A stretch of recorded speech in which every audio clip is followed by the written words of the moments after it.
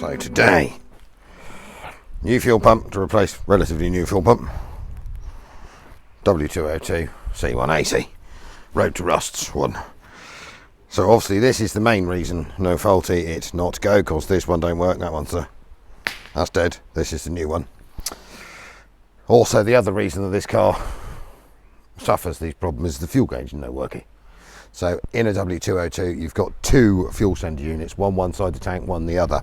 Now one of these, apparently according to the Mercedes paperwork in it, is claiming an open circuit. So while we're here, we're going to fix the fuel gauge, fit the new fuel pump, get it so that the gauge in the dash obviously works, so you know how much fuel you've got in it. Will save hacking up and make your fuel pump run dry and causing loads of problems. Fit a new fuel pump and get James his lovely C180 back, so you can do a James and clean it and sell it, and you could probably buy it. I think that's what James does, because he does trading cars. So onwards. The electric fuel pump is in behind this nice plastic lump here. We've undone one side of it, and it just screws in here next door to this filter. So I'm going to swing you around here, stick you on a bit of the lapsy times, there's all tons of lapses, rejoin this, and then we need to get into here. So the fuel gauges are screwed up in here. There's one there and one there as far as I can remember. I'm going to have to go and do a bit of checking, but I'm pretty sure that there is the fuel sender unit and some piping both sides, and one of these has failed, so we need to make that work as well.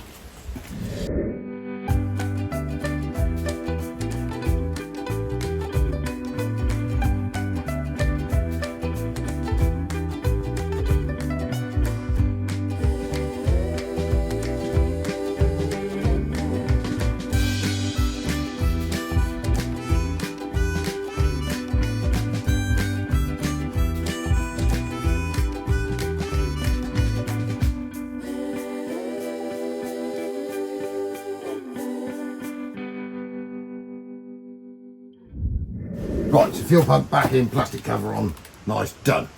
Now, according to James and the service history, it came up when it was scanned at Mercedes, a bit more helpful, as the offside sender being a dead one.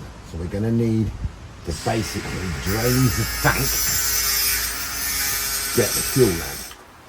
Right, so obviously this has got a screw-in ring. We give it a bit of a tap, really like that. So what you need is an oil filter removal socket, a lump of bar cut off if you haven't got the correct one, and then you are away.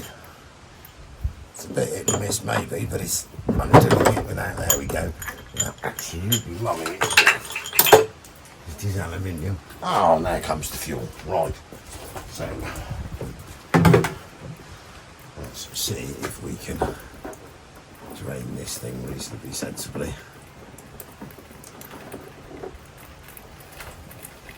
Getting absolutely covered in it all. Hopefully there isn't 25,000 gallons of petrol in there. Come on, Mr. Mercedes. Stop dribbling down my arm.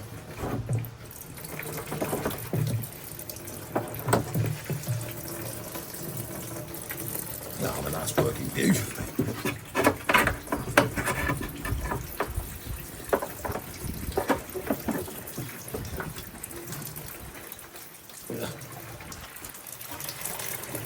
It's beautiful. Let's go for the whole, dump it all on the deck in a minute.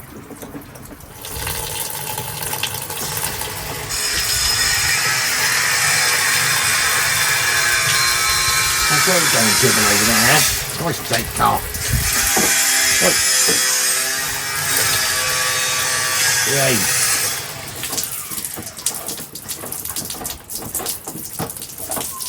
I'm going to have gallons of this going everywhere in a minute. Oh, it's not going well on it too at the moment. There we go. One. Fuel gauge. Now we need to see if that is working or not. Oh, and it is out. Drop testing as well. Luckily enough, it was quite low on fuel. There it is. Yeah, she's a bit green and gooey looking. I'm going to go and see if this works. Doesn't sound like it works. Top quality forklift workbench. This thing does seem to have an awfully large amount of verdigris in it. It'll make you think that it most likely isn't functioning and just wants clean.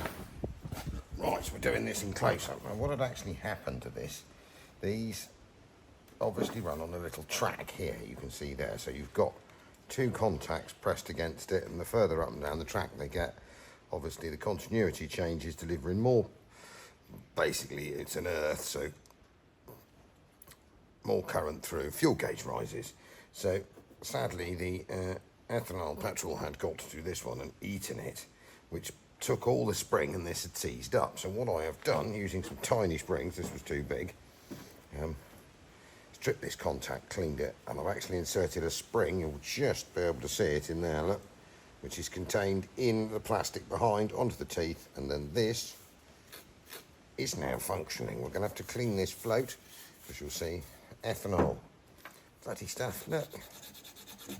You'll see all the cat coming off of there. So I'll clean this up a bit, make sure this piece of stuff floats. You can see all the goo on it, look. And slip this back in the car, put some petrol in it, and I think that'll do. And then that should make, you can hear the track functioning, make the fuel gauge work. So let's pop this back in the car after a quick clean. So while I was here, excuse Fudge making a horrible noise in the background with his air saw. We thought we'd pop the other fuel gauge out. This one obviously is piped over, so it's not as easy. It's a waste of time, really. You finished making a horrible noise yet?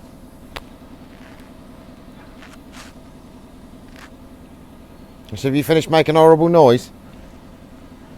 I'll stop making horrible noise. That's all right. No, that's fine. I'm going to play with my fuel gauge.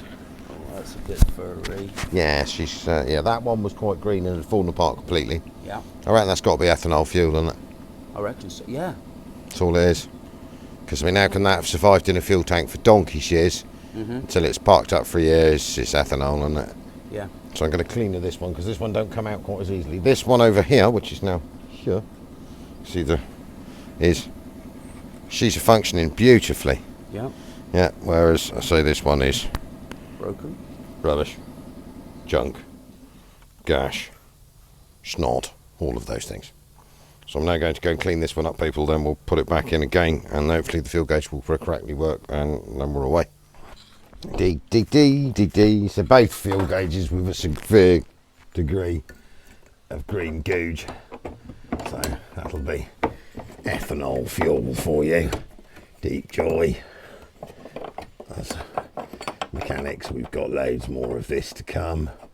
So basically, manky ethanol petrol ruined all the contacts on both fuel gauge sliding pickups. So we'll get this immensely annoying ring, which is doing my head in back in there, because it just jams up all the time into its brass receiver, and then put it all back together again, and then all being well, the fuel gauges will read.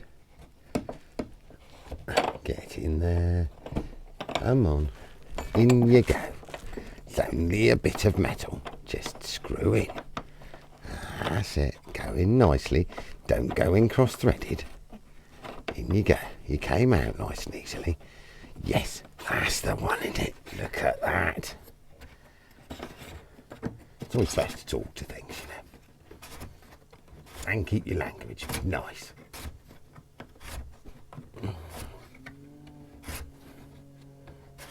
So this one cleaned, the other one I've had to remake because it was rubbish. Because basically the other one, the poor little brass slider cut, the brass spring contact, she had long since left the building and died. So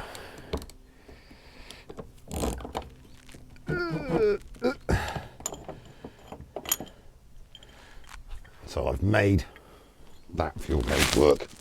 This one cleaned up because he wasn't quite as badly eaten as the other one, but but it certainly shows what rubbish E10 fuel knackers this type of stuff up, because I've never had that before. So we'll brace ourselves for the oncoming trouble that will bring. Don't leave your poor little motor parked up with E10 in it, because it eats everything. That's not petrol leaking out of it, by the way. That's just petrol in the sump guard or in the exhaust tank guard things down my ear. But on the upside, you can use it to clean it, look much prettier now. So go and find the Mercedes clip tools thing for putting those little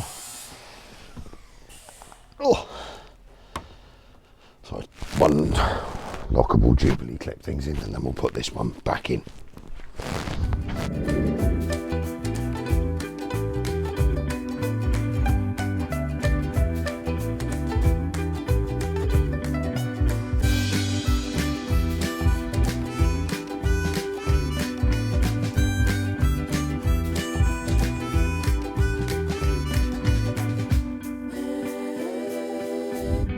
Obviously you saw us poke the fuel pump connection up through. That comes up, clips in here.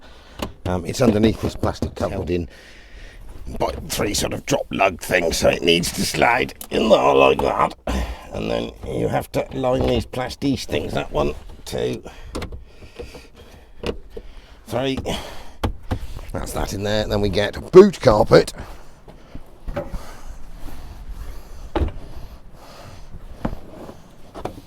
Back in, over the top, lovely, nice, and then clip that back down, and then we are ready to attempt to start it. Right, I'm going to leave me tea this time, over here.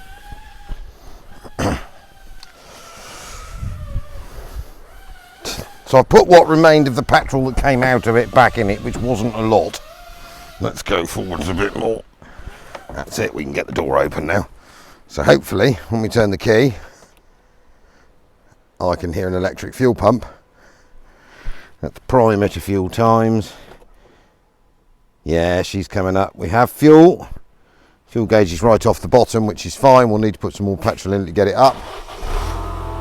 Hello! Right, that's fixed that bit. Go and buy some petrol.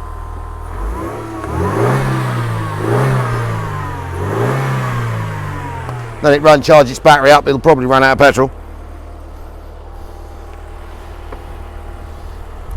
Getting some petrol this evening. Whoa, look at that little M111, isn't she running beautifully? So M111 can either be 1.8 or 2.3, I think. So, yeah, pucker. We'll let it run up, charge battery a bit, then we'll get some petrol in the morning, chuck that in and see if that brings the fuel gauge up, because at the moment the car is pretty much empty, but the gauge is now reading empty, not whatever the hell it fancies. Marvellous.